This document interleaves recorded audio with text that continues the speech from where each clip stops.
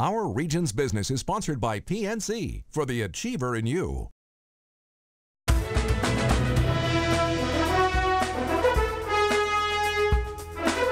1869 was a pretty big year here in our region. 145 years ago this year, Westinghouse Air Brake, Mellon Bank, and the Pennsylvania College for Women, today's Chatham University, all got their start in Pittsburgh. And 1869 was also the year that H.J.Heinz started his food business in Sharpsburg, just up the Allegheny River from Pittsburgh. Well, all four of those organizations have a strong presence in our region today, and H.J.Heinz is the subject of a brand new exhibit at the Heinz History Center. Andy Masich's back with us to take us inside. He's president and CEO of the History Center. Welcome. Good to have you back. It's good to be here. Well, kind of fitting that the Heinz History Center, I guess, should have a Heinz exhibit, but this is a whole new exhibit about this history, right? You know, when Bernardo Hess came to town, the new CEO of Heinz, we met soon after he arrived, and we talked about the old Heinz exhibit that we had at the History Center, and he believed it was time to update it, and we couldn't agree more. So we collaborated on this and came up with something we think is pretty special. It's much more interactive, it's a lot hipper than our old exhibit, and it tells the story of young H.J. Heinz, that 10-year-old boy who was selling produce from his mother's Sharpsburg garden, who leveraged that into, well, the greatest food empire the world has ever known. It's a remarkable story, and what's so cool is you've recreated Heinz as a boy. I just think all those old guys who started Pittsburgh, you always see them when they were old men with the white hair, and then you've got Heinz the kid. You know, a lot of these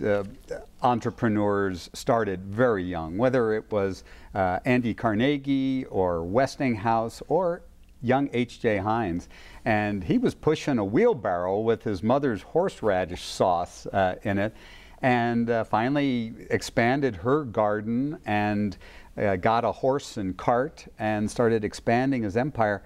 But it was really his mother who instilled in him a sense of being fair with prices, having respect for the customer, and transparency. And that transparency in how he did business translated to allowing people to come into his factory and see how they actually bottled pickles or made ketchup. And even those ketchup bottles that you still pour today, they're clear glass. And when H.J. Heinz started, most of the competition was using green glass or brown glass. They wanted to kind of hide their product a little bit.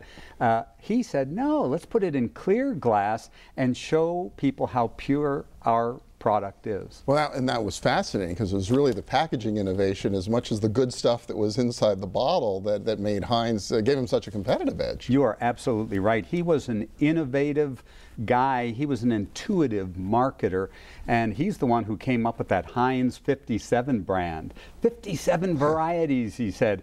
Well, he really had more than 57 varieties even at the time he started putting that on his bottles, but he liked the look of it. It just had a neat look that he could incorporate into his Keystone logo, and it caught on, and you know, the rest is history. Well, you think about that too. I know you have a whole pickle pin part of the display there, and that was a real marketing revolution itself, right? Way back at the World's Fair. 1893 it was in Chicago, and he was a young entrepreneur up on the third level of the agricultural exhibit hall. Nobody was taking those 150 stairs up to see his exhibit. So on the fly, he came up with a sort of a brass-looking luggage tag that said, bring to the Heinz exhibit for a free prize. And he hired street urchins to throw them around on the grounds of the first floor of the exhibit hall. People picked them up thinking that they had found something valuable, trooped up the stairs by the hundreds of thousands, turned it in, and got a pickle pin. A pickle pin. I heard it was like one of the first advertising promotional items in history, right? It was not only one of the first, but it was one of the most successful. we still give away pickle pins today at the History Center, and the first 5,700 people who come to the exhibit will get a free pickle pin. You just wonder what it was about growing up in a place like Sharpsburg that gave that kid that kind of marketing know-how and that kind of personality. You know, his father was a brick manufacturer, and young Henry worked in the brick factory. He knew he didn't want to do that. He was a people person.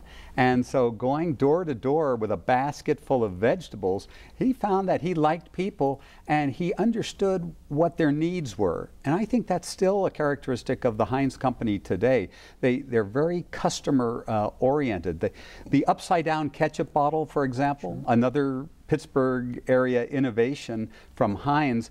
They noticed that people were storing their ketchup bottles upside down in their refrigerators, so it would pour faster when you took the lid off.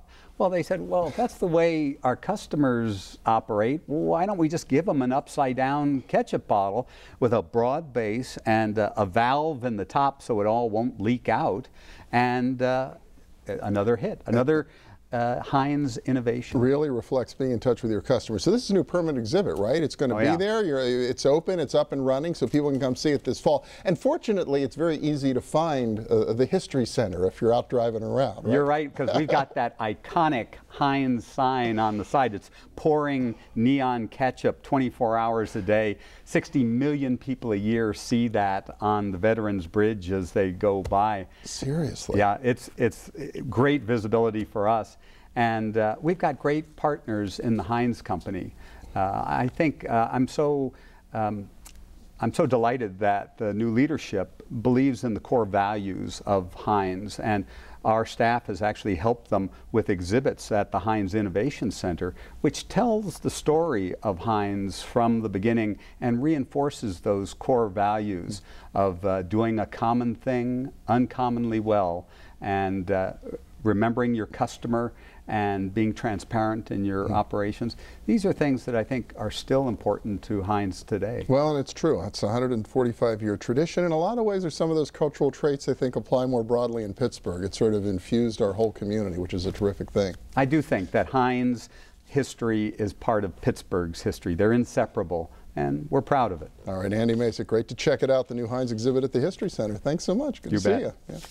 And we'll be back in a minute with a little dollars and cents. Stay with us.